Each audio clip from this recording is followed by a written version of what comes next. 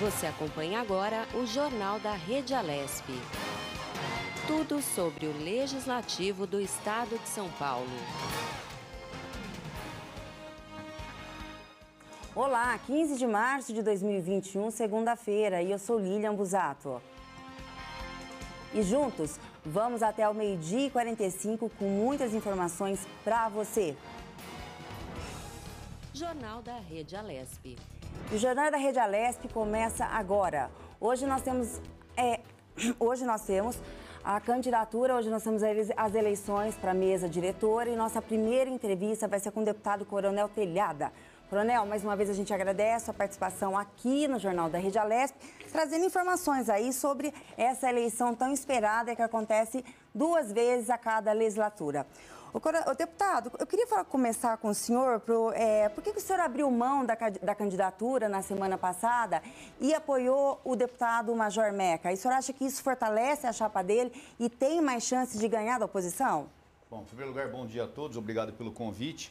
Eu abri mão da campanha no final de semana porque nós estávamos praticamente empatados no número de pessoas que estavam nos apoiando e seria até errado nós continuarmos até o fim os 2 candidatos, porque além de estarmos dividindo o número de votos, nós estamos dividindo até a opinião pública. Então nós achamos por bem sentar, conversar e partir para uma candidatura somente. Conversei com o Major Meca, a princípio eu tinha a intenção de ir até o final, mas aí nós sentamos, o pessoal do PSL, o partido que é do Major Meca, que estava me apoiando, acabaram apoiando o Major Meca até por um problema partidário, que eu não critico, eu acho até normal.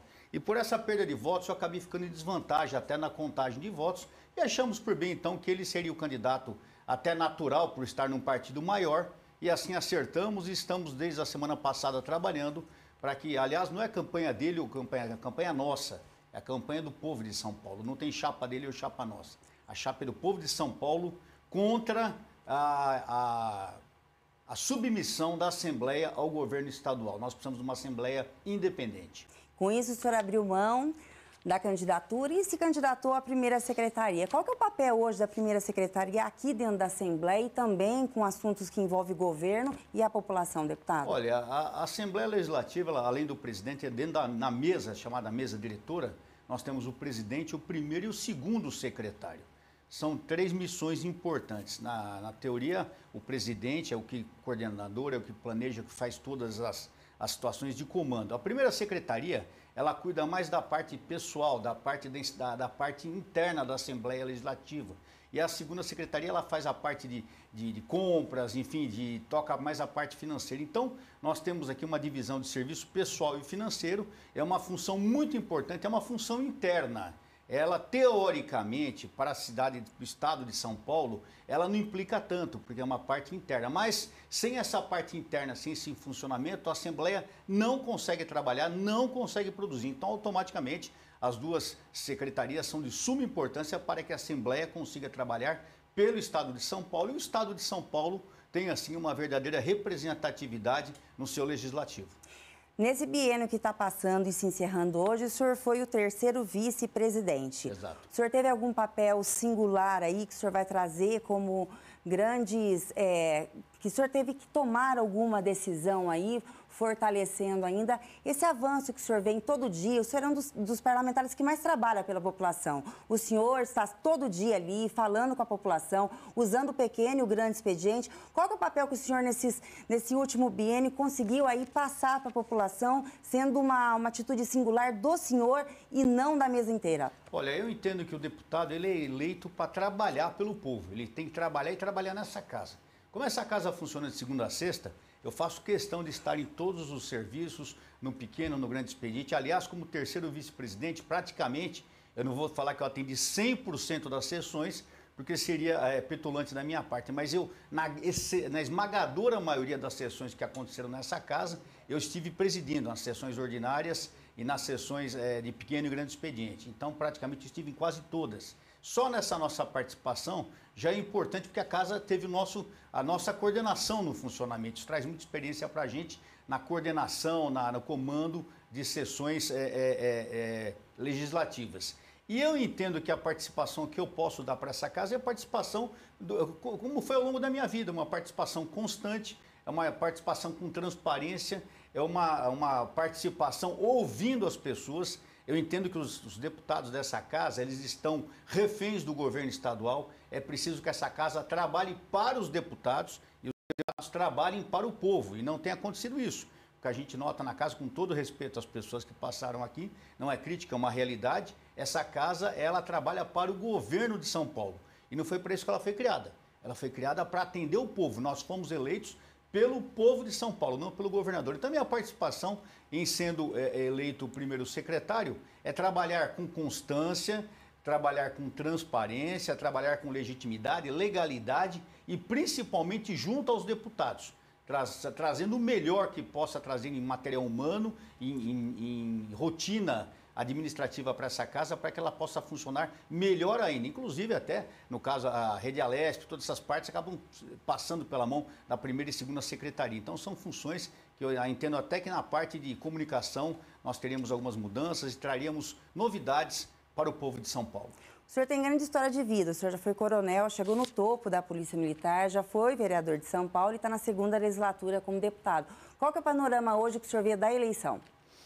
Olha, eu sou coronel da Polícia Militar, estou na Polícia Militar há 42 anos.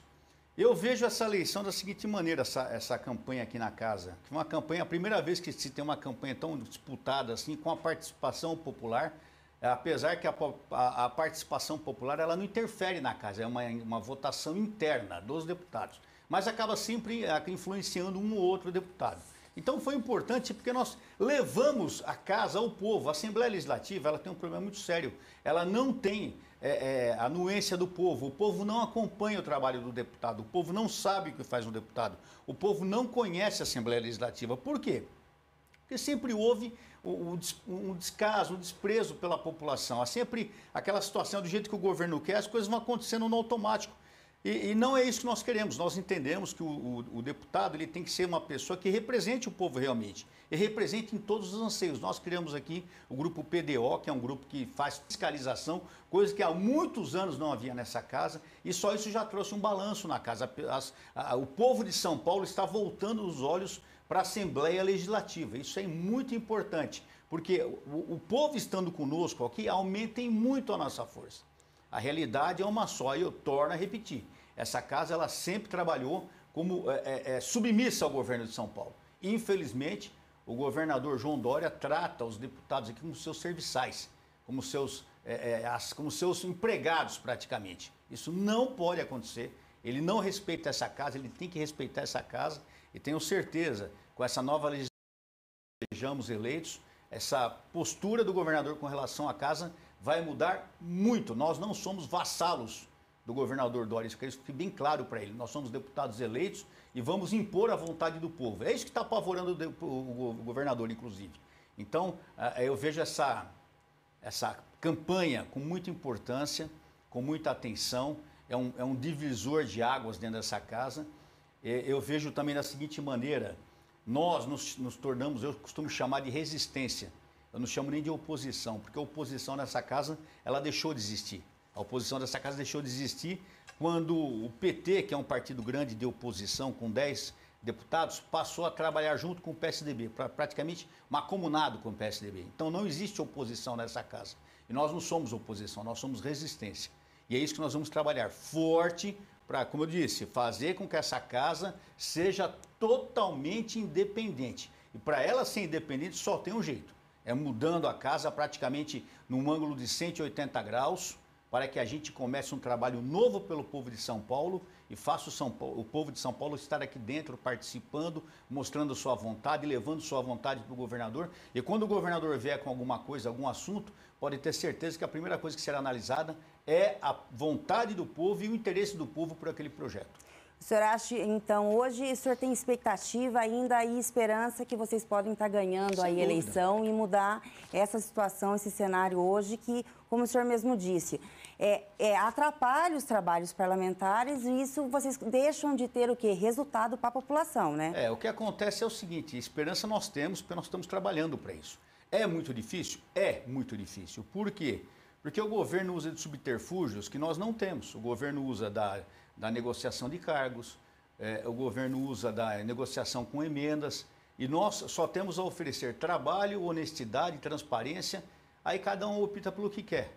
Nós não temos nada para oferecer para os deputados, a não ser o nosso trabalho, a nossa total devoção ao serviço. Mas não é todo mundo que quer isso, né? Tem pessoas que cada um quer uma coisa, cada um tem o seu interesse. Infelizmente, com essa negociação, isso não tem sido feito, isso tem sido feito ao longo dos anos, mas não tem feito bem para essa casa. Como eu disse, essa casa ela perdeu o prestígio do povo. Quando você fala do povo hoje da Assembleia, você não dá nem atenção. Você fala que é deputado, então o pessoal só falta te chamar de ladrão. Infelizmente, essa é a maneira que o povo enxerga aqui a casa. Nós precisamos mudar isso pelo bem do legislativo. Nós precisamos mudar isso. E pelo bem da população, porque quem perde é a população quando ela não tem um legislativo forte, ela perde porque ela deixa de ter representatividade. Aí ninguém mais fala pelo povo. Como é que fica? Eu acompanho todo dia que o senhor está no Pequeno Expediente, eu assisto e eu acompanho que o senhor sempre, como o senhor está na frente da Polícia Militar, o senhor tenta defender, ajustar salário. Nessa legislatura, o senhor está conseguindo ter sucesso, está conseguindo negociar essa melhora para os policiais militares, porque querendo ou não, mesmo a gente estando numa pandemia, a segurança pública ela é muito importante para o estado de São Paulo. É importante, mas o governador Dória não valoriza. O Dória é o seguinte... Ele não ouve quem não está... Olha, quem está do lado dele já é difícil ele ouvir. Ele trata como vassalo. O pessoal que é da base dele, ele já trata como empregado. O pessoal que não está com ele trata como inimigo, não é nem como adversário. O Dória, no meu entendimento, ele não tem condições mais psicológicas de continuar comandando o estado de São Paulo. No meu entendimento, ele tem que sofrer um impeachment ou pedir para sair. Ele não tem... Ele tá descompensado, para não falar outra coisa mais grave. Ele está descompensado. Ele perdeu a noção do que é comandar. O que é governar? Governar é governar em conjunto, não é sozinho. Ele está sendo um ditador em São Paulo. A realidade é essa. O que ele tem feito é assustador, porque ele não ouve nem o pessoal dele. Se ele não ouve o pessoal dele, você acha que ele vai ouvir o pessoal que faz resistência? Ele não ouve. Então o que acontece? Ele não só não tem valorizado as polícias, não tem apoiado as polícias, como tudo que ele prometeu ele não cumpriu. Então é uma pessoa que mente por natureza, é uma pessoa que perdeu a credibilidade. Isso é muito grave para um governante. Eu estava vendo as imagens ontem da manifestação em todo o estado de São Paulo, você vê que a população está revoltada. E um governante que não ouve o povo, um governante que não dá atenção ao povo, é que ele não gosta do povo. Então ele não tem condição de comandar, não tem condição de governar, porque ele se tornou um ditador. É isso que aconteceu em São Paulo. Isso é muito grave para o estado de São Paulo. Tem trazido consequências terríveis. A nossa economia está falindo, nós temos pessoas passando fome, a nossa saúde continua horrível. Nós tivemos um ano para fazer o ajuste da pandemia, o que aconteceu? Não só não fizemos o ajuste, como ainda perdemos. Nós temos um monte de pronto-socorros aí prontos, mas não estão funcionando, continuam faltando leitos. Quer dizer, você vê, ele é um gestor, é um terrível gestor. Porque o que tinha um ano atrás, quando começou a pandemia, continua até hoje. O problema perdura. Que gestor é esse? Então, não só eu não consegui ajudar a Polícia Militar, como ninguém conseguiu ajudar o estado de São Paulo. Porque o que conseguiu foi uma maneira até, eu diria, disfarçada. Porque às vezes leva uma emenda para um prefeito e fala que está ajudando a prefeitura. É mentira. Levaram emenda para o prefeito, mas aumentaram o ICMS, o projeto 529 aqui. Que emenda que é essa? Está tirando emenda do próprio povo, está arrebentando o povo. Então, o deputado que fala que está ajudando o povo, me perdoe. Me perdoe. O deputado que fala que nesse nosso mandato tem ajudado o povo, é mentira, porque não tem conseguido, não. Nós só temos atrapalhado o povo com essa postura nossa de governo estadual. Deputado, nosso tempo está terminando, a gente agradece a sua participação aqui. Eu gostaria que o senhor deixasse as últimas palavras aqui para quem está nos assistindo, principalmente em relação hoje às nossas eleições aí, que vai mudar totalmente a mesa diretora. Olha, eu queria dizer a vocês o seguinte, nós temos trabalhado forte, temos tentado de todas as maneiras possíveis melhorar a situação do estado de São Paulo. Infelizmente, nós temos um obstáculo muito grande chamado governador do estado de São Paulo, João Dória. Nós entendemos que essa casa, infelizmente, é submissa a esse governador. Enquanto ela for submissa, o governador vai continuar fazendo o que quer e essa casa não vai conseguir produzir. Por isso, a nossa proposta, numa mudança na mesa diretora, mudando os deputados, mudando deputados que pensem melhor para o povo, não melhor para si ou melhor para o governo. Então a nossa esperança é que se conseguirmos hoje ganhar essa eleição, a gente mude radicalmente a situação, a postura da Assembleia Legislativa com relação ao governador de São Paulo e traga frutos para o povo. Traga mais trabalho, traga mais saúde, traga mais condições da população de São Paulo viver uma melhor situação, apesar da pandemia, mas consiga trabalhar melhor, consiga desenvolver melhor e fazer com que esse governador pare de prejudicar o povo e passe a trabalhar pelo povo. Tenho certeza que a nossa postura é essa e é isso que nós faremos caso nós sejamos eleitos. Obrigada, deputada Tilma. Bom dia, boa sorte. Mais uma vez, parabéns pelo trabalho. Obrigado a todos, um abraço. E o Jornal da Rede Alesp acabou de falar agora com o Coronel Telhada, do Progressistas, que falou sobre a eleição, deu um panorama geral aí sobre a posição dele referente ao governo do estado de São Paulo. E agora nós vamos falar e fazer um giro de repórteres com o Sérgio Everton. Bom dia, Sérgio. Está nos escutando? Sérgio? Já estou te olhando, Sérgio. Bom dia. Acho que nós estamos sem som. Estamos sem som. Quem está chegando agora aqui, meu companheiro que está tomando a bancada aqui para a gente acompanhar e aí realizar esse jornal é o Fábio. Bom dia, Fábio de Lima. Bom dia, Lilian. Tudo bem? Tudo bem. Estamos aí aguardando o Sérgio Everton entrar. Mais um giro de... a entrevista ali, deputado Telhada. Muito interessante a entrevista, né? E acho que o Sérgio agora já nos ouve ou não? Acho que ainda não. Sérgio?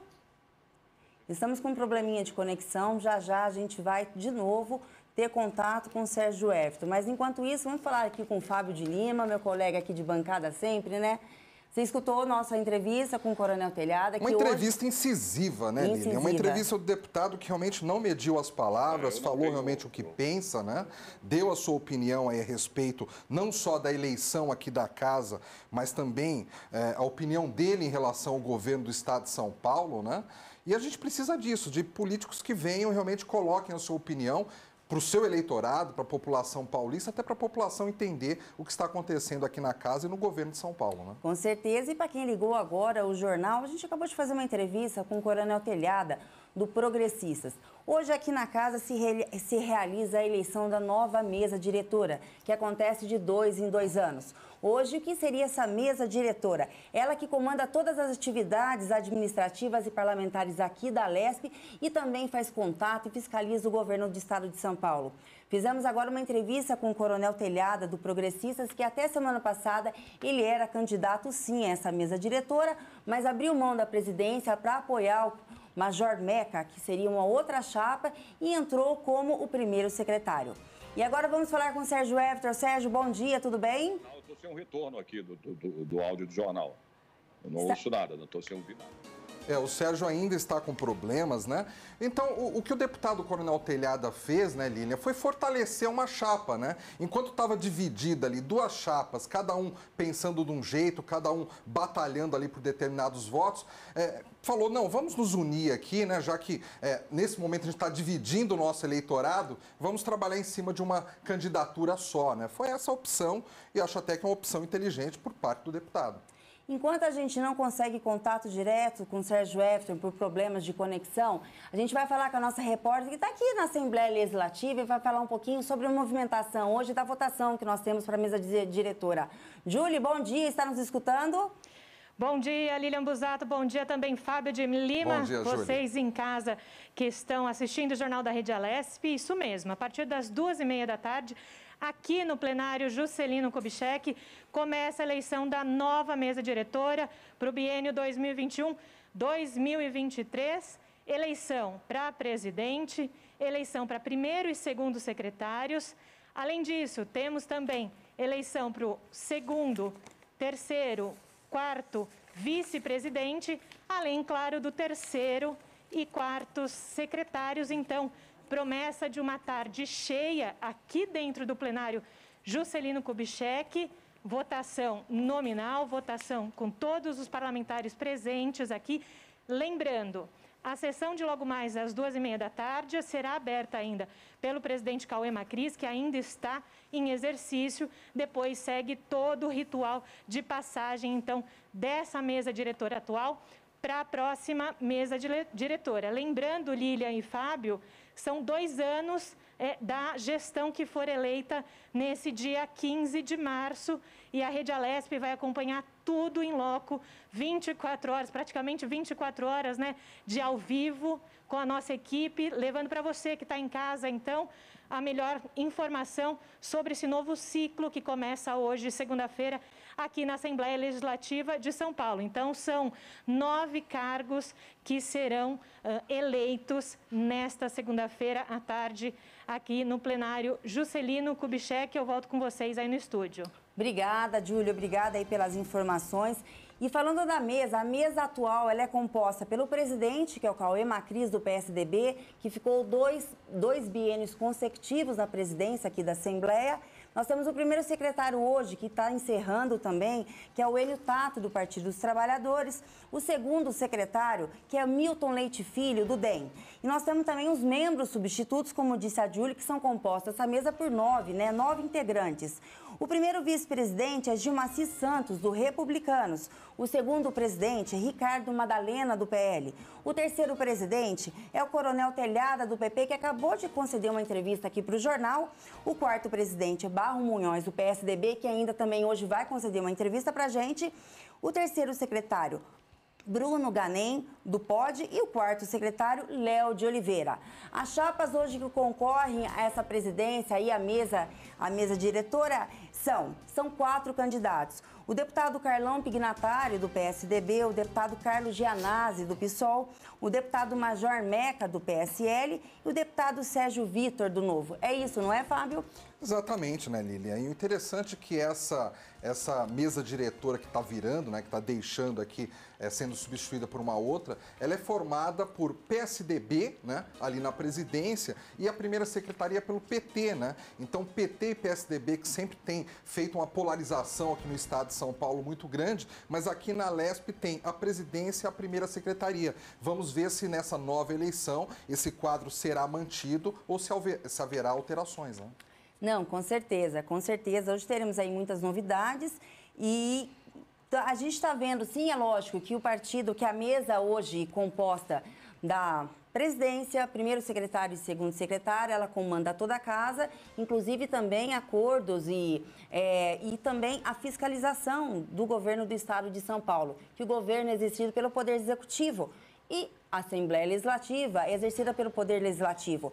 Acabamos de agora de conceder uma entrevista que concedeu para a gente, né? O deputado Coronel Telhada, que justamente abriu mão da candidatura dele semana passada e está apoiando o deputado Major Meca para tentar o quê? Tentar, sim, entrar com uma nova liderança, para entrar com uma nova proposta aí para o governo. E o básico da entrevista dele foi o direito de exercer a democracia, o direito dos deputados poderem estar aí interagindo com a população, mostrando, sim, as coisas erradas e certas que o governo vem trazendo para a gente, principalmente na situação de pandemia que a gente vive, não é, Fábio? Exatamente, Lili. Outra coisa legal também é o fato da Júlia, né, nossa repórter, tá entrando ao vivo lá, porque ela vai mostrando a temperatura, né, do pleito. O pleito vai ser só à tarde, né, a partir das 2h30 da tarde, mas não só o Coronel Telhada, mas outros deputados já estão na casa. E a Júlia, ao longo do jornal, vai passando essa temperatura para nós e para os nossos espectadores, né? Com certeza. E segundo a Constituição Estadual, o voto hoje ele é aberto e maioria absoluta. Ganha a chapa que tiver a maioria absoluta dos votos. Agora a gente vai tentar de novo entrar com o nosso amigo e colega Sérgio Everton. Bom dia, Sérgio. Está nos escutando? Oi, bom dia, Lília. Bom dia, Fábio. Bom dia, no começo Sérgio. vocês me chamaram, eu estava sem o retorno, né? Mas agora estou ouvindo muito bem, tanto você quanto o Fábio, viu, Lília?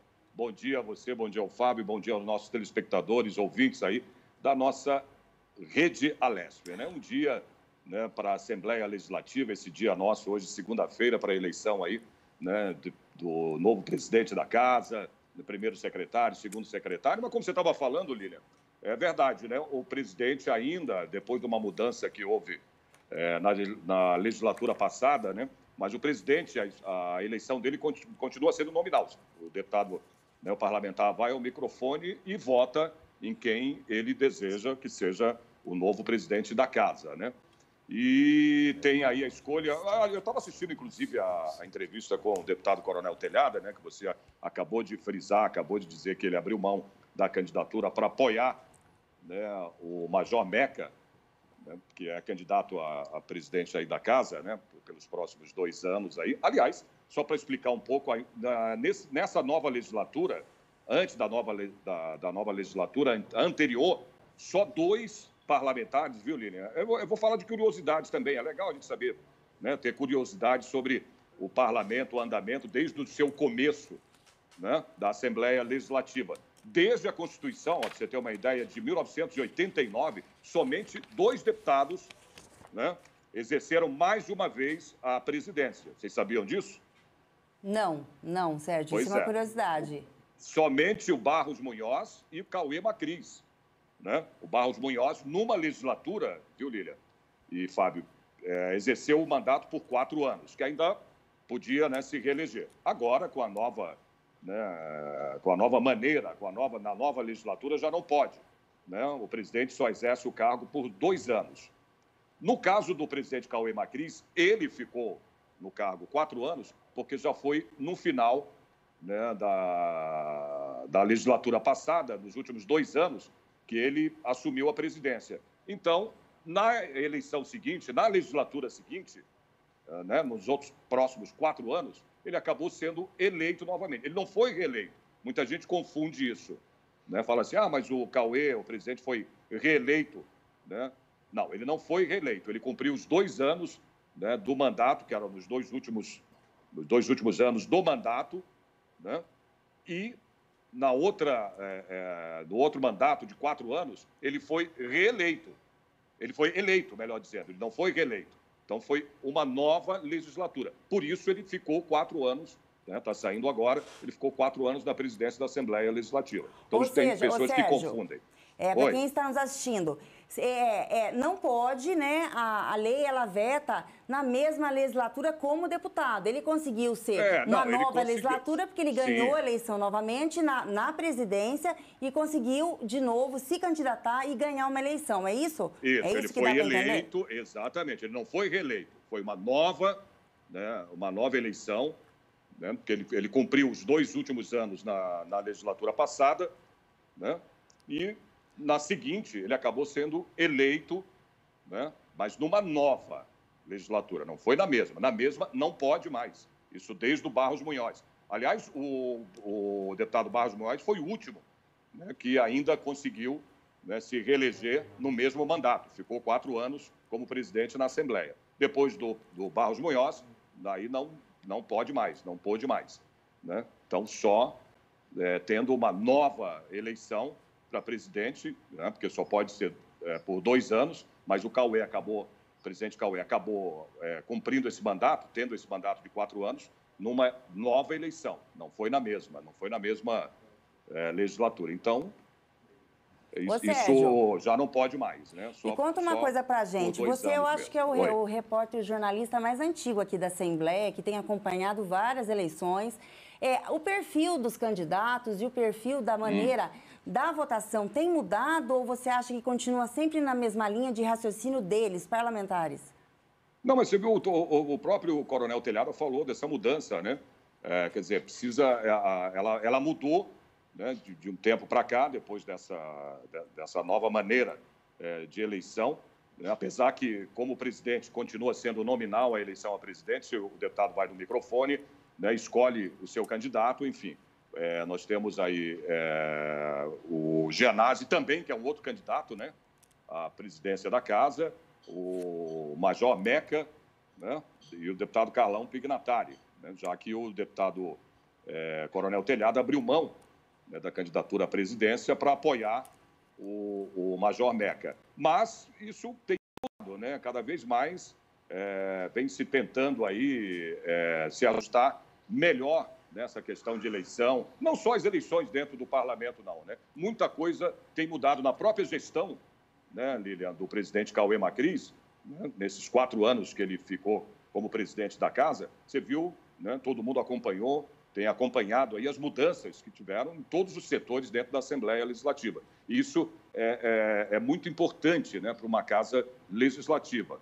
E falando ainda em curiosidade, viu, Lília? Olha só, a Assembleia Legislativa de São Paulo, para todo mundo ter conhecimento disso, é o único parlamento estadual do Brasil a iniciar seus trabalhos no dia 15 de março.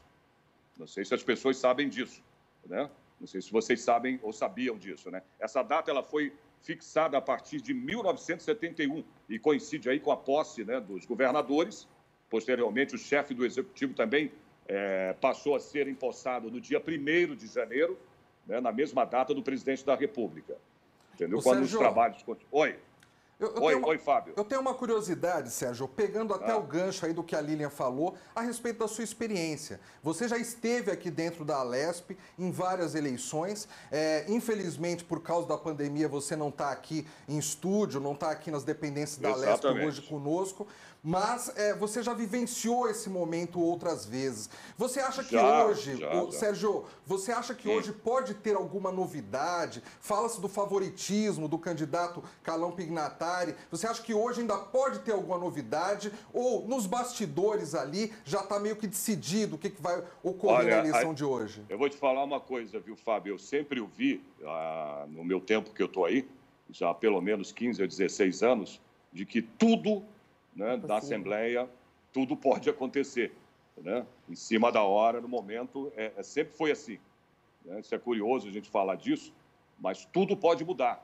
Não adianta você falar, olha, o presidente vai ser fulano, vai ser... E chega no momento da eleição, né, as coisas mudam, né? Agora, pelo caminhar, pelo andar da carruagem, né, se tem aí, né, claro, né, o líder do governo, o deputado Carlão Pignatari, né, está bem cotado, ou mais cotado aí para assumir a presidência. Mas tudo pode mudar, né?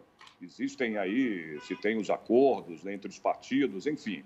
É por isso que eu falo, né? A Assembleia Legislativa é uma casa de leis que realmente ela tem, né, essa coisa de chegar ali na hora, as coisas, né, mudarem de rumo, né? Ser trocado em cima da hora. É curioso isso, viu? Muita gente comenta isso. Falar, mas é uma casa, né, de leis que segue, claro que segue, né? Mas numa eleição, principalmente nessa situação de eleição, como aconteceu na eleição passada, né, em que o presidente Cauê acabou se elegendo mais uma vez presidente, né, da casa, não foi reeleito, foi eleito, né, numa nova eleição.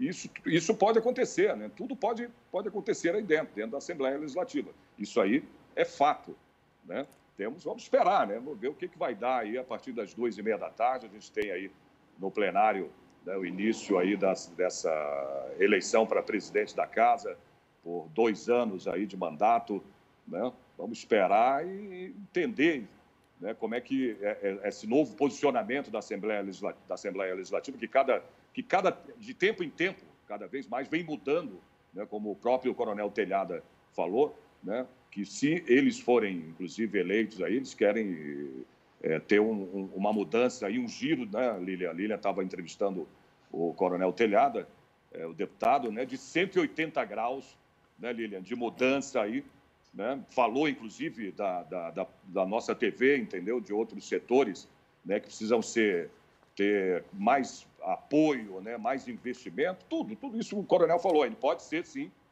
eleito aí um secretário, primeiro secretário, segundo secretário da casa, né? E isso está nas mãos do primeiro e segundo secretário, né? Vários setores aí da Assembleia Legislativa estão aí nas mãos dos secretários, primeiro e segundo. E o Sérgio, uma coisa mesmo que você falou, e não é novidade, que o Fábio também acabou de comentar, né?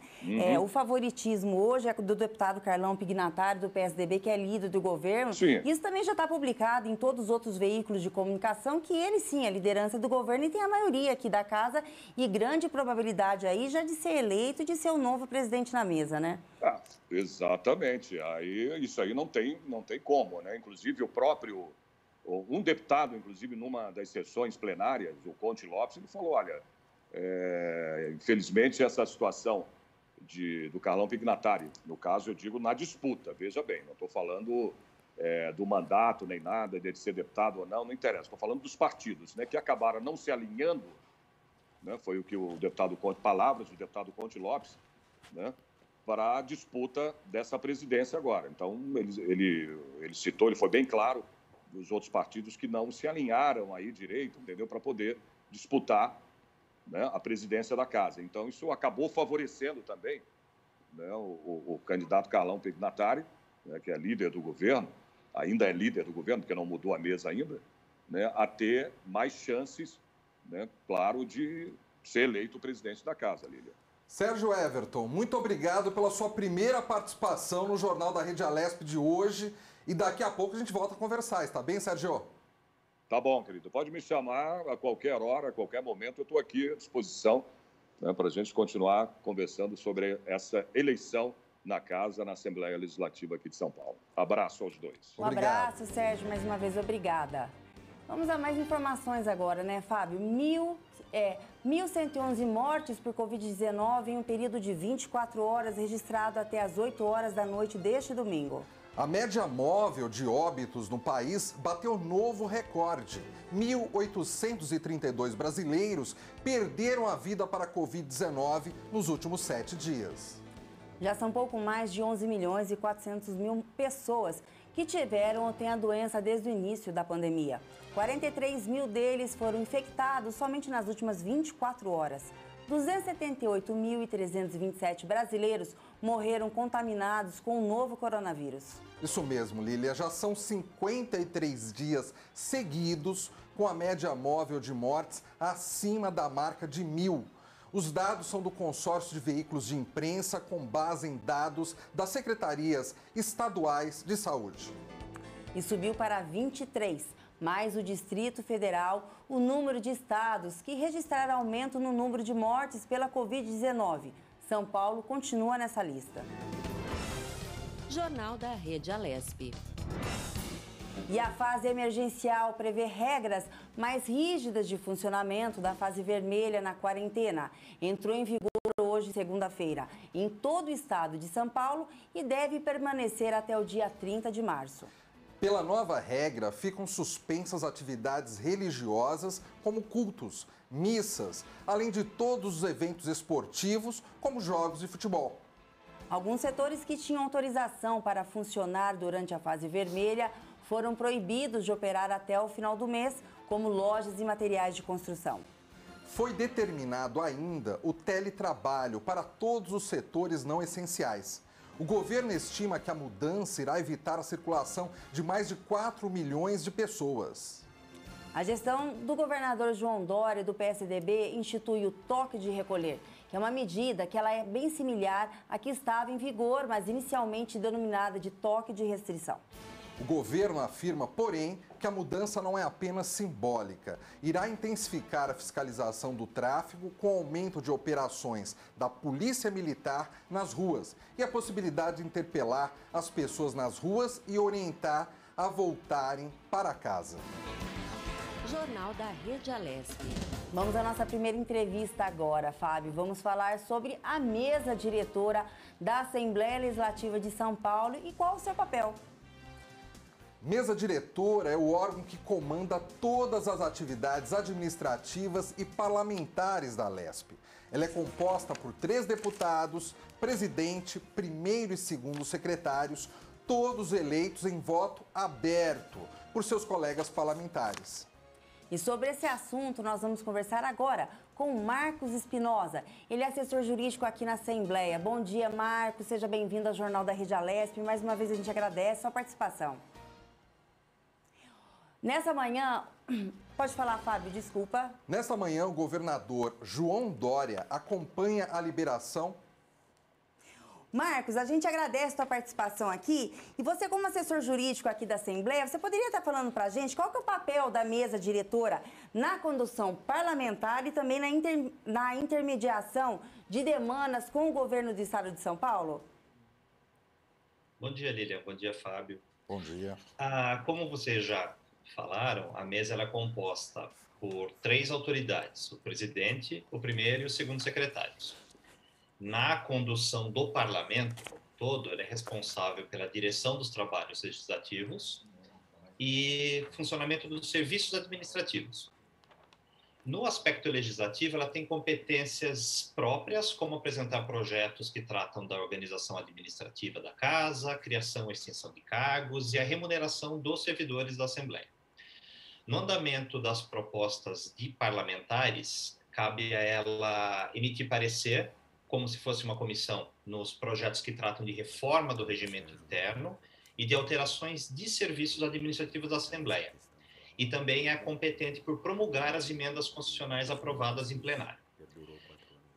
No encaminhamento de demandas parlamentares, é a mesa quem deve encaminhar ao governador, aos secretários de Estado ou às autoridades os requerimentos de informação. E, administrativamente, cabe à mesa dirigir os serviços da Assembleia como um todo, prover sua polícia interna e cuidar dos serviços que são prestados à população. É a mesa que regula o funcionamento da TV Legislativa, é a mesa que trata dos contratos de despesas de obras, que abre licitações, que julga as contas e é responsável final por prestar as contas ao Poder Legislativo. Especificamente quanto a servidores, ela pratica todos os atos da vida funcional dos servidores efetivos e as sindicâncias necessárias. E, por fim, a mesa também, em conjunto, os 3 parlamentares que a compõem juntos, devem cumprir decisões judiciais, como a declaração de inconstitucionalidade de uma lei e a declaração de perda de um mandato de um parlamentar, nos casos em que a Constituição prevê, e encaminhar, caso de representações recebidas contra um deputado ou uma deputada, para a deliberação do Conselho de Ética. Ô Marcos, eu queria até lembrar uma fala do nosso colega repórter Sérgio Everton, de agora há pouco aqui, que ele enfatizou que esse momento que deixa o presidente da casa, o deputado Cauê Macris, deixa a presidência da Alesp, ele teve uma administração que entra para a história, porque só a dele e a do Barros Munhoz foram presidências, né, que ficaram 4 anos no poder cada, né? Isso de uma forma excepcional. Então, às vezes as pessoas acham que isso é comum e não é. Explique o que possibilitou essa marca história nessa última mesa diretora, que foi a do presidente Cauê Macris. Por gentileza, Marcos.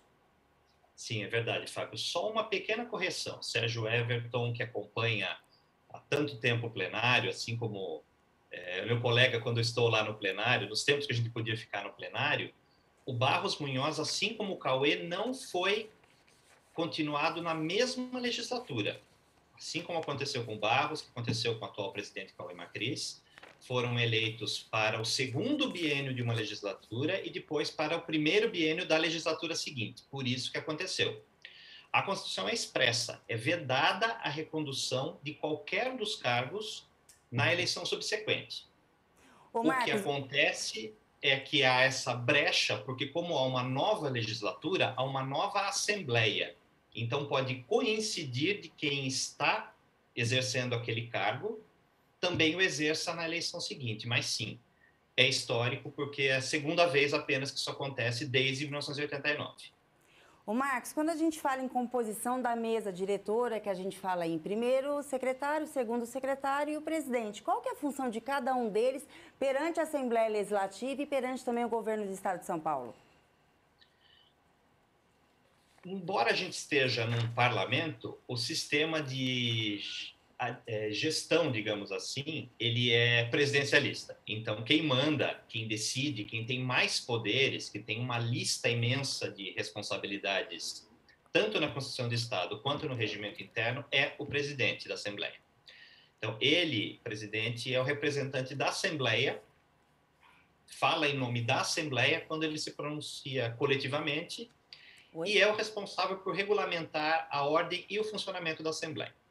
Quanto às sessões, o presidente é o responsável por presidir todas as sessões, abrir, suspender, levantar, manter a ordem e fazer cumprir o regimento interno. Com isso, ele pode conceder ou tirar a palavra de um parlamentar, decide sobre questões de ordens apresentadas, decide sobre reclamações comentadas por parlamentares no plenário, anuncia e organiza a ordem do dia, que é a relação dos projetos que serão efetivamente colocados para discussão e votação no plenário, submete ao plenário a discussão e a votação das matérias, é quem tem a competência de convocar sessões extraordinárias, é quem preside o colégio de líderes e é quem dá posse aos demais deputados.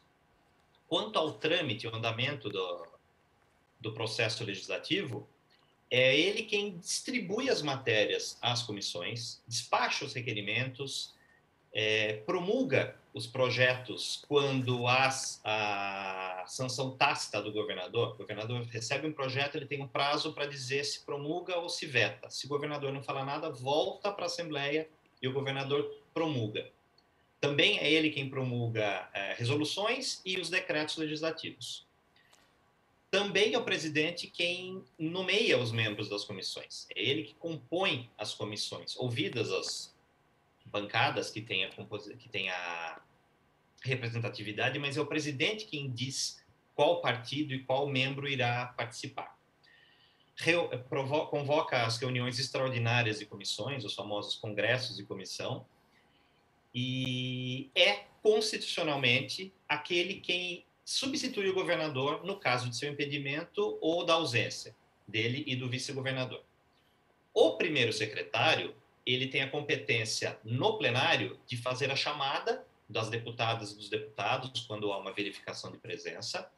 É ele quem lê a súmula do expediente, recebe e coordena a correspondência da Assembleia. Mas, além disso, administrativamente falando, é o responsável pelo setor de pessoal da Assembleia.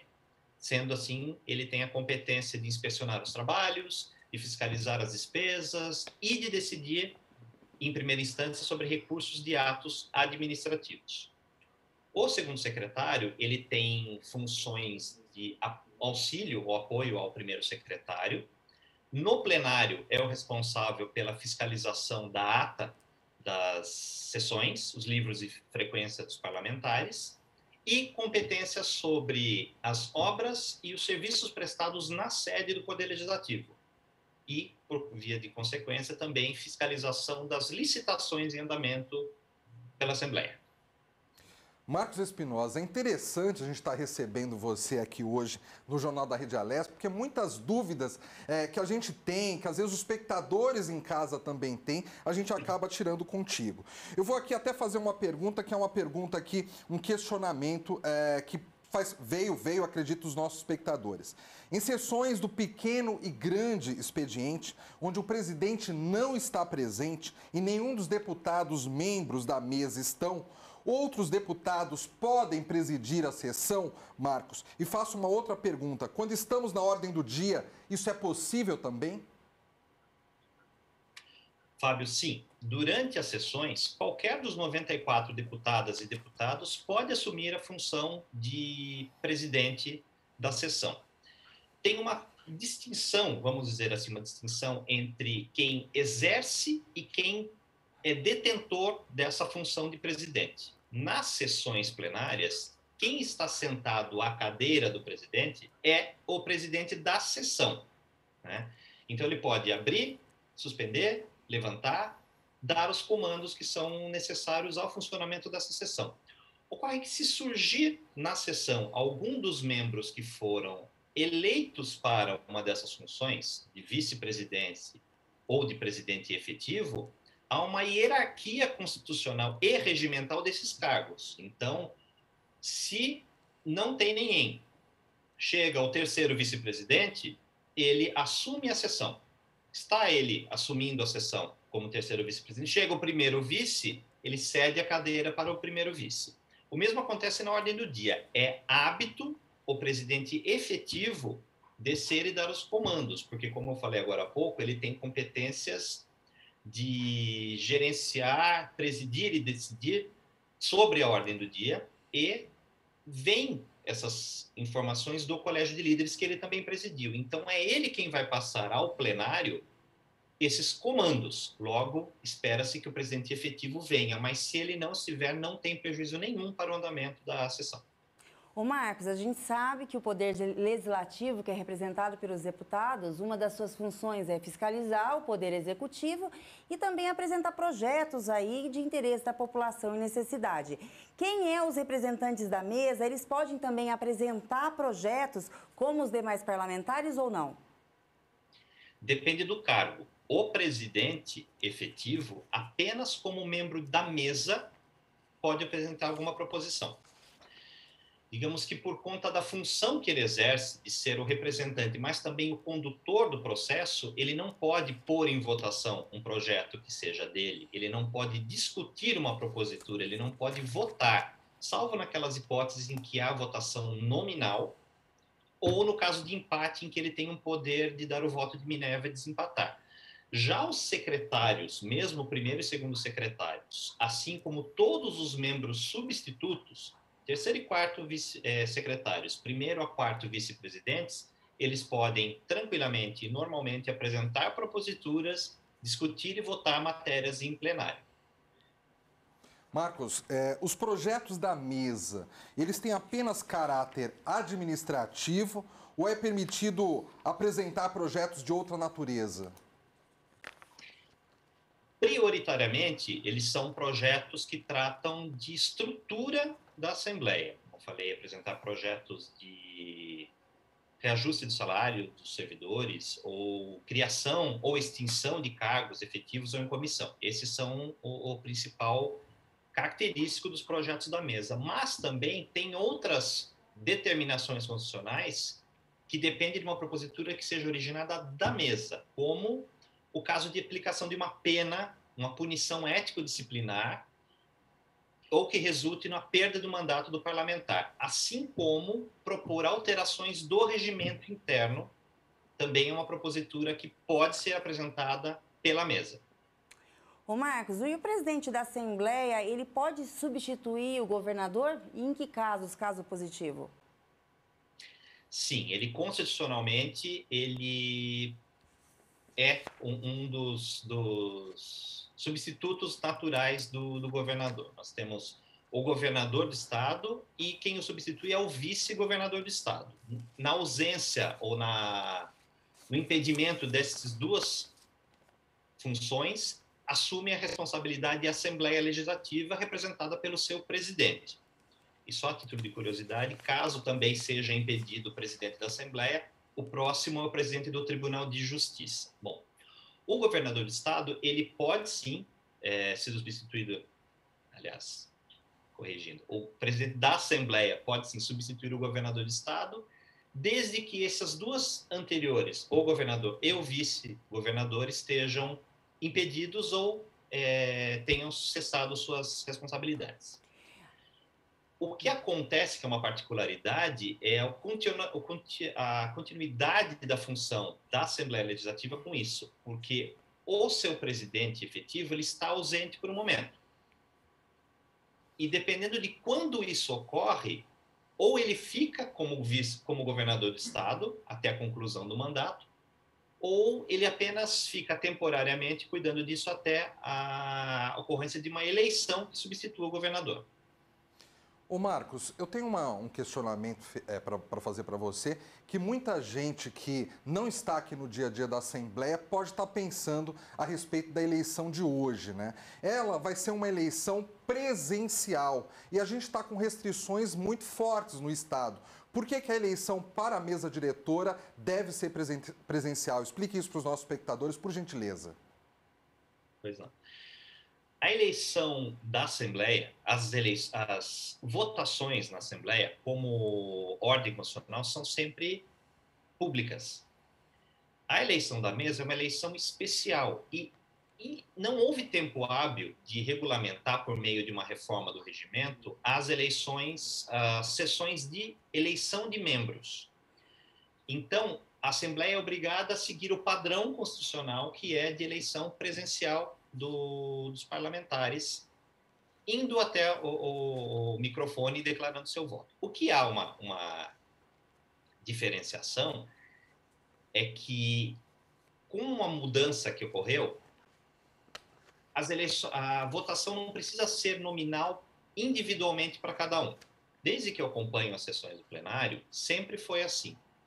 É indicado um membro para segunda vice-presidência, todos os parlamentares de A a Z têm que dizer no microfone como votam, mesmo que tenha um único candidato. Agora houve uma alteração regimental que facilita o funcionamento, que ele pode ser eleito por aclamação, desde que não haja um segundo candidato ao mesmo cargo. Então, com isso, pode facilitar para que não haja aglomeração no plenário. O que eu fiquei sabendo, que é uma orientação do presidente, aí voltamos, uma competência do presidente, mesmo que não esteja escrito, é ele quem organiza o funcionamento da sessão, que haverá uma certa separação por blocos, conforme o nome do parlamentar que será chamado, porque os 94 não estarão juntos no plenário. Então, entrarão em partes, sairão e o outro grupo entrará para poder responder a chamada na hora da votação. Marcos Espinosa, assessor jurídico na Alesp. Muito obrigado pela sua participação no Jornal da Rede Alesp de hoje, nesse dia tão especial, nesse dia de troca aí da mesa diretora, com esses esclarecimentos tão relevantes aí sobre essas eleições. Muito obrigado mais uma vez. Eu que agradeço. Boa tarde a todos. Bom dia, boa tarde, bom trabalho. Marcos, obrigado pela entrevista e tenha uma boa tarde. 4 anos depois de assumir o posto máximo da Assembleia Legislativa de São Paulo, o deputado Cauê Macris, do PSDB, chega ao final do segundo mandato, depois de uma reeleição com um saldo de uma gestão pautada no tripé: inovação, austeridade, transparência. Acompanha. Inovação, transparência e austeridade. O Parlamento Paulista representa 46 milhões de pessoas, tanto para legislar quanto para fiscalizar os atos do Poder Executivo Estadual. A Casa se manteve atuante, sobretudo quando a população mais precisou de ajuda nesse momento da pandemia da Covid-19. Essa é a gestão do presidente e deputado Cauê Macris, com auxílio dos deputados Luiz Fernando Teixeira, Estevão Galvão, Enio Tato e Milton Leite Filho. A Alesp é o parlamento estadual de menor custo da região sudeste do país. Foram R$ 24,00 por habitante em 2020. A partir de 2017, as despesas começaram a recuar, alcançando em 2020 valor corrigido pelo IPCA menor do que em 2010.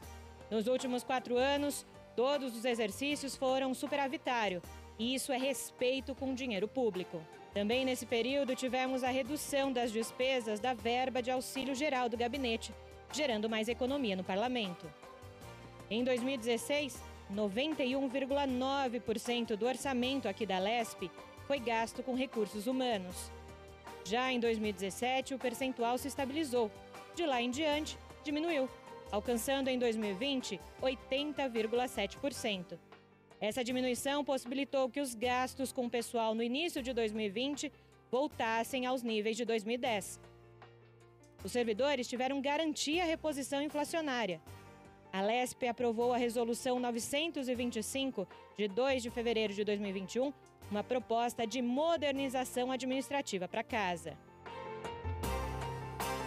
Durante a gestão, foram investidos mais de 36 milhões de reais em tecnologia da informação nas áreas de governança, sistemas, infraestrutura, suporte e atendimento ao usuário, microinformática e teletrabalho no período da pandemia da Covid-19. Garantindo assim maior transparência e confiabilidade das informações, além, claro, da redução de custos e despesas.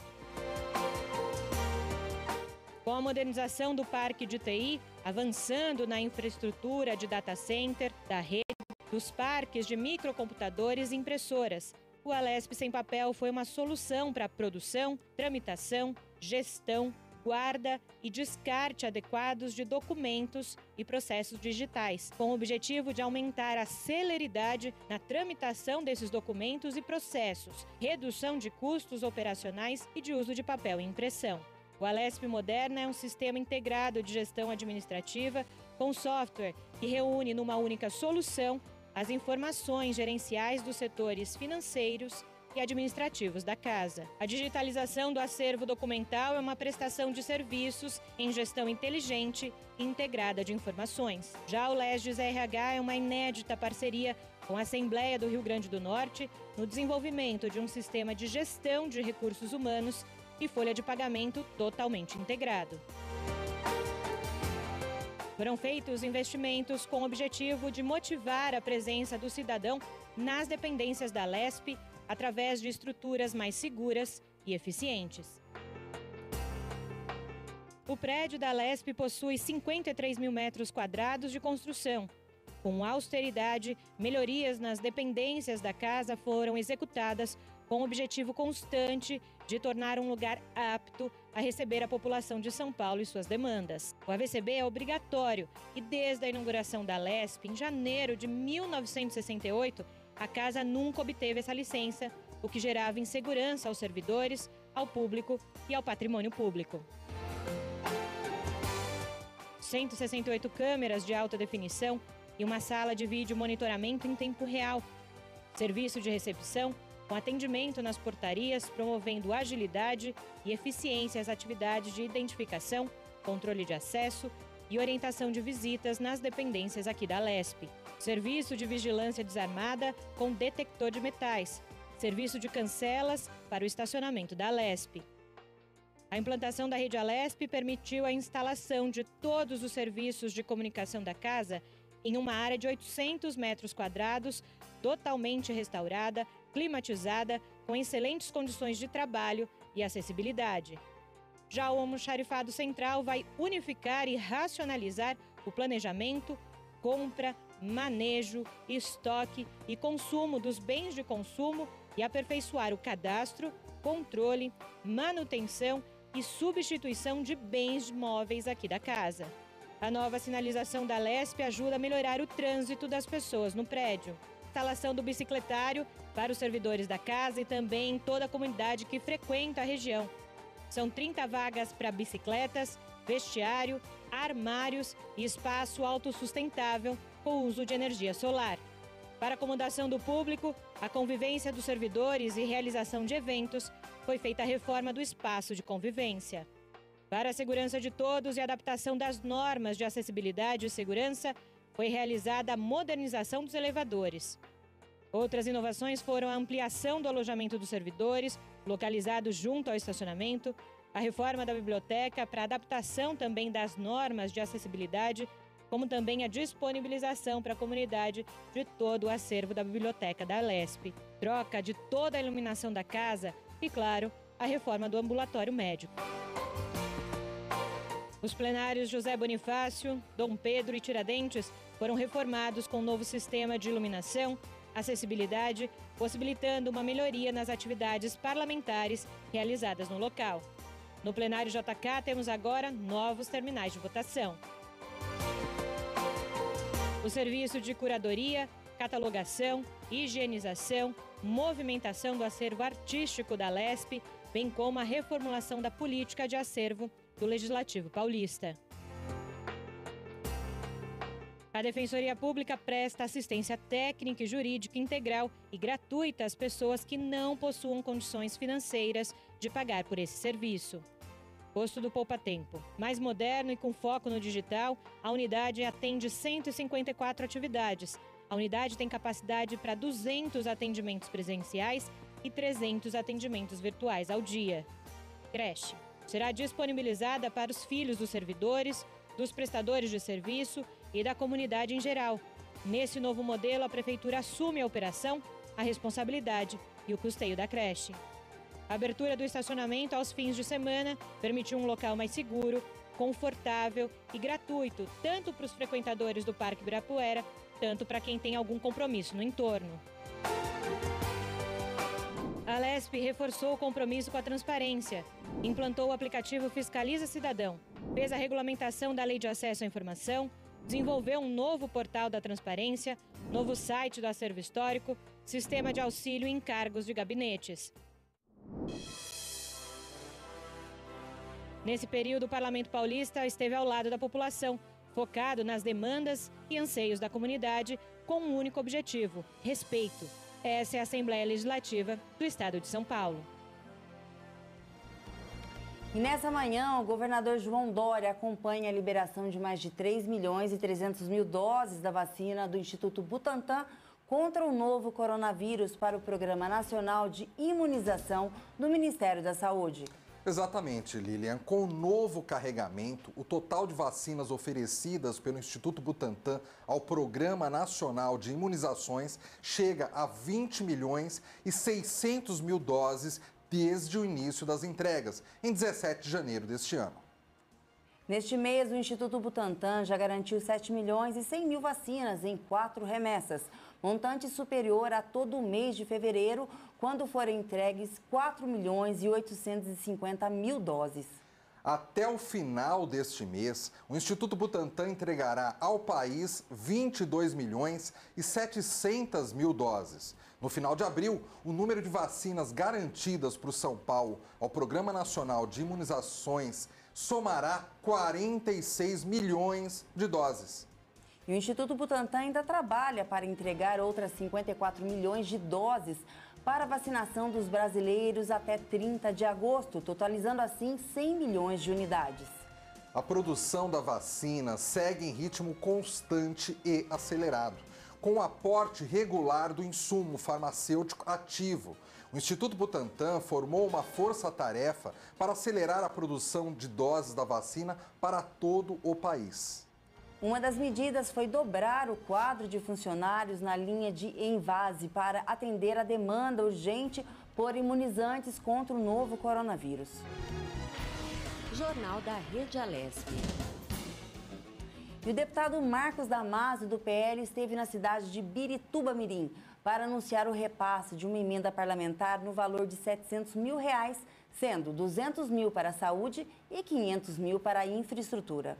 Exatamente, Lília, em Biritiba-Mirim, né? Nos últimos anos, o município já foi beneficiado com emendas no valor de R$1.290.000. Ele fez uma reunião com vereadores para conhecer as principais demandas da população no município.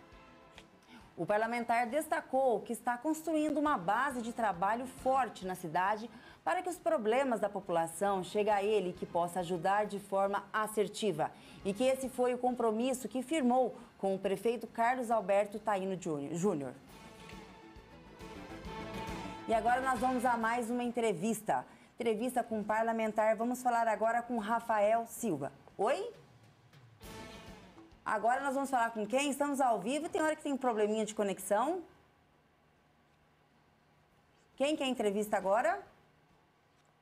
Agora a gente vai fazer o nosso giro de repórteres e vamos falar com o nosso colega aqui da redação, Gustavo Mendonça. Olá, Gustavo. O Gustavo está direto aqui do estacionamento da Assembleia e vai trazer mais informações para a gente. Guga, bom dia, tudo bem? Bom dia, Lilian Busato. Muito bom dia ao Fábio de Lima. Muito bom dia a você que acompanha o Jornal da Rede Alesp desta segunda-feira ensolarada em São Paulo. Eu falo aqui da entrada do hall monumental da Assembleia Legislativa. Por enquanto, o movimento aqui é bem tranquilo. Os servidores que vão participar diretamente da eleição da casa vão chegando aos poucos.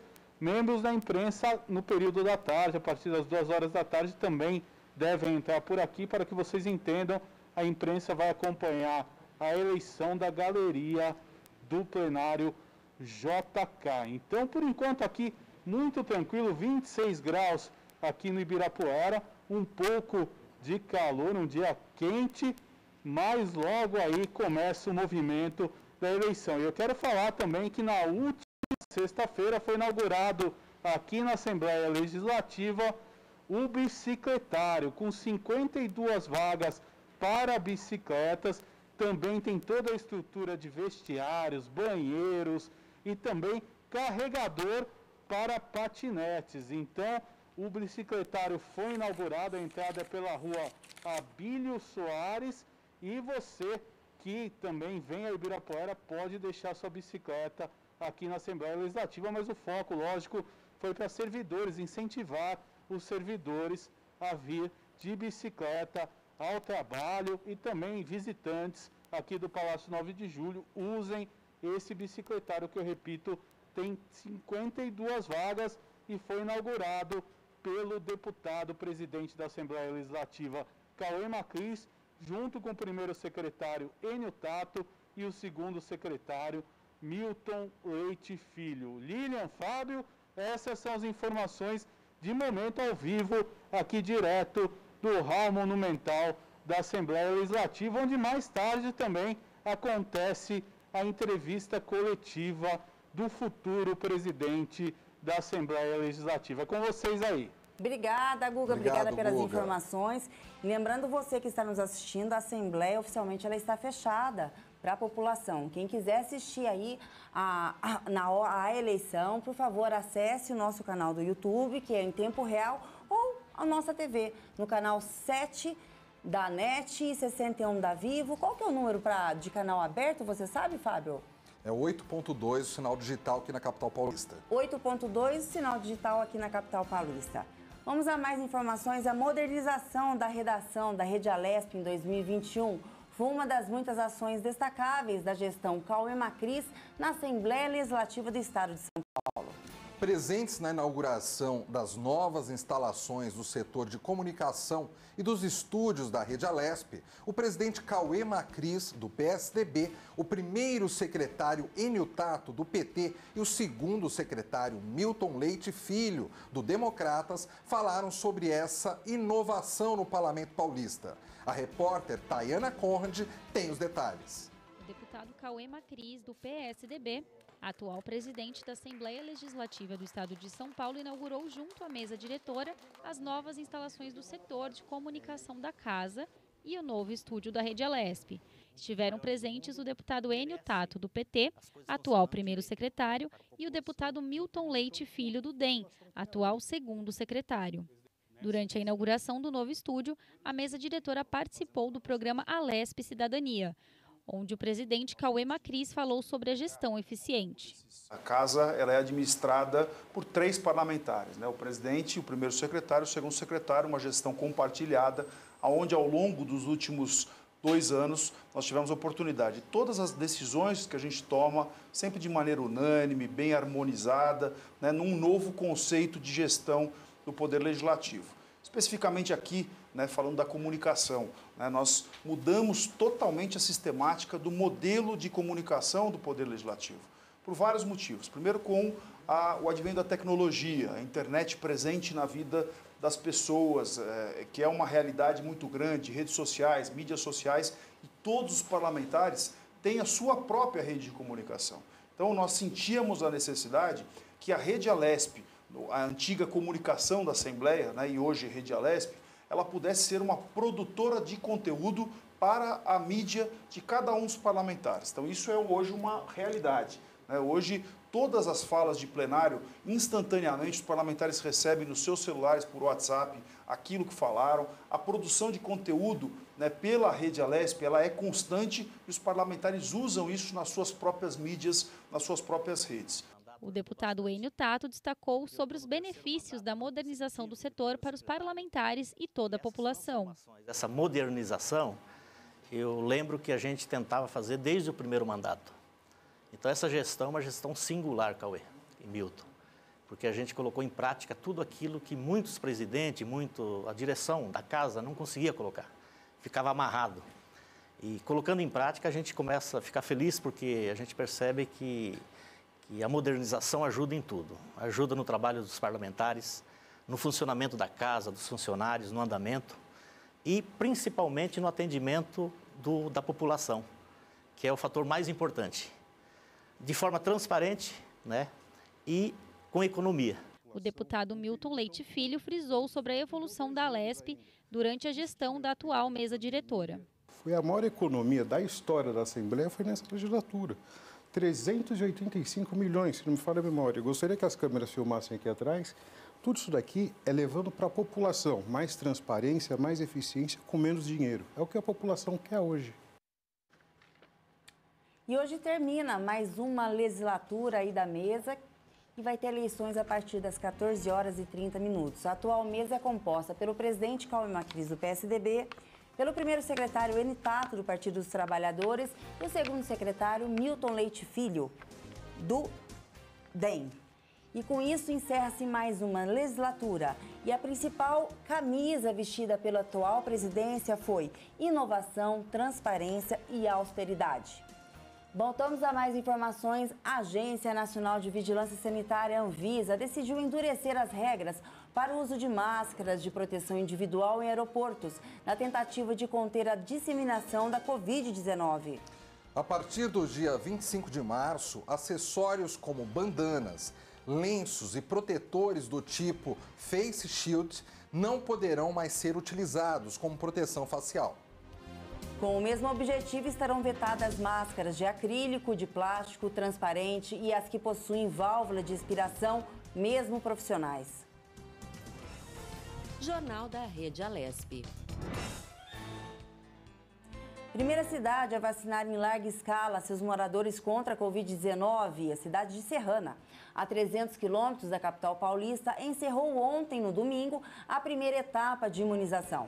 Isso mesmo, Lilian. A população participa de estudo clínico do Instituto Butantan para medir a eficácia da Coronavac, vacina desenvolvida pelo laboratório chinês Sinovac, em parceria com o Instituto Butantan, contra a disseminação do novo coronavírus. Foram vacinados 97,3% do público-alvo.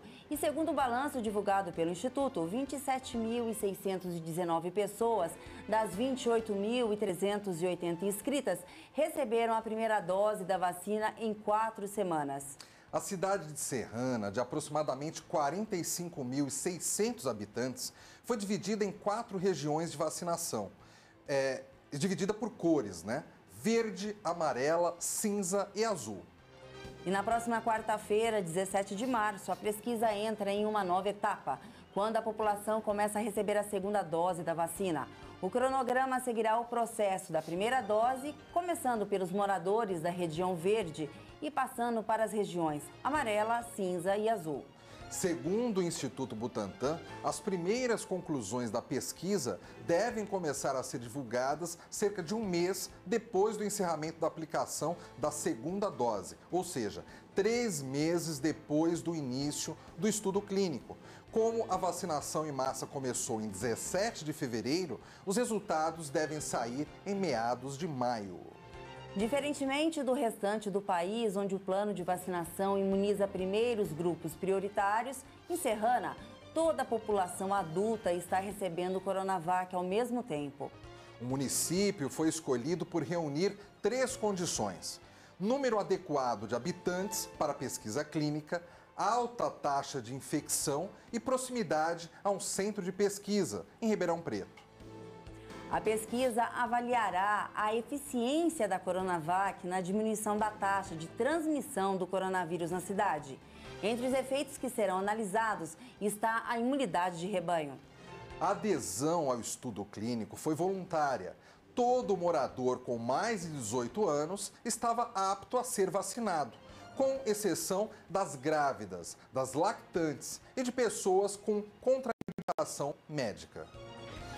Jornal da Rede Alesp. Fábio, isso é bem interessante. Vamos ver aí qual que vai ser o resultado, né, dessa inovação aí, dessa vacinação em massa no município inteiro. É bom a população entender, os nossos espectadores entenderem. Quando a gente fala que vai ser medida a eficácia, eles falam, nossa, mas essa eficácia não foi medida ainda? Sim, ela foi medida. Só que ela foi medida numa amostragem pequena, que tem confiabilidade, claro. Mas o Instituto Butantan viu a oportunidade no município de Serrana de fazer uma medição, uma análise de uma confiabilidade com uma amostragem muito maior.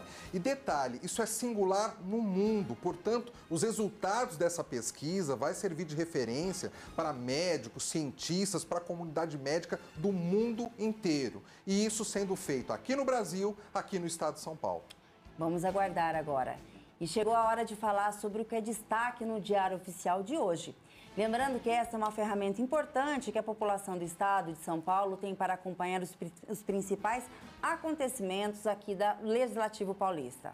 A última edição do Diário Oficial traz uma reportagem sobre a inauguração do bicicletário e de novas obras de modernização do Palácio 9 de Julho.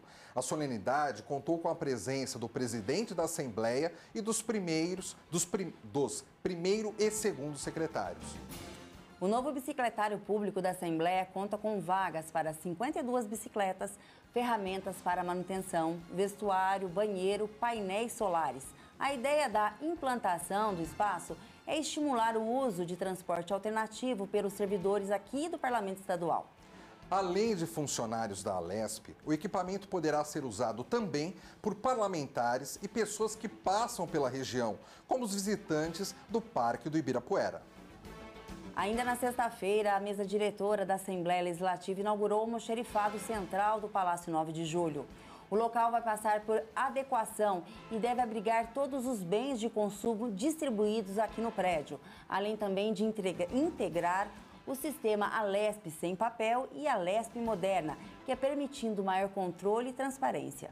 Durante o evento, os parlamentares inauguraram 2 placas de mármore com os nomes dos deputados das 18ª e 19ª legislatura. Uma placa foi instalada no hall monumental do Palácio 9 de Julho e outra na entrada do estacionamento dos deputados. Os detalhes completos da reportagem você confere também acessando o portal da Alesp pelo site www.l.s.gov.br e clica lá na aba Comunicação.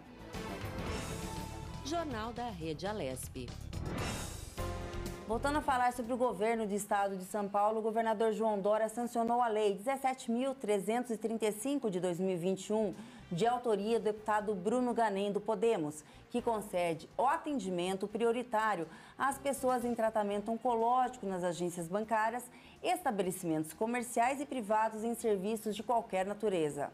Isso mesmo, Lilian. Para assegurar que não haja beneficiamento indevido da lei, o cidadão que utilizá-la deverá estar munido de atestado médico que comprove a veracidade do tratamento. O parlamentar disse que a intenção da nova lei foi minimizar o sofrimento das pessoas que estejam se tratando e fazer cumprir o dever do Estado em relação à proteção e defesa da saúde.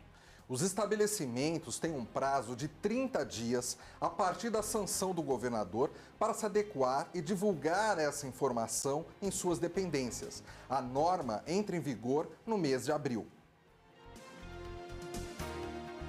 Mais informações aqui, Fábio. O setor funerário no Brasil viu a demanda disparar nesse primeiro ano de pandemia de Covid-19. Que coisa, né, Lilian? Agora, com novos recordes de mortes no país, a capacidade está muito próxima do limite, alerta o presidente da Associação de Empresas e Diretores do Setor Funerário, Lourival Panhozzi.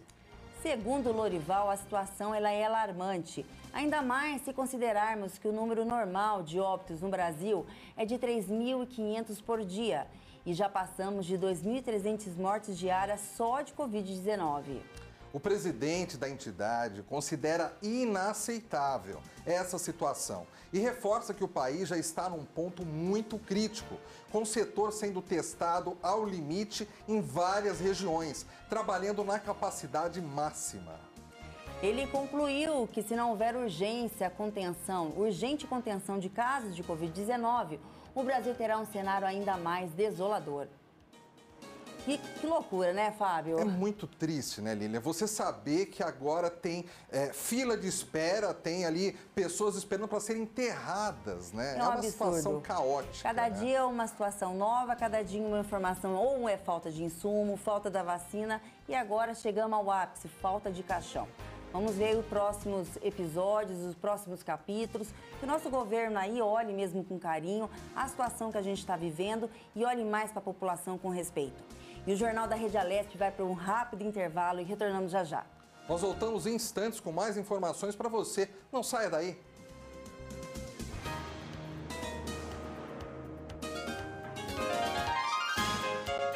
Você acompanha Jornal da Rede Alesp.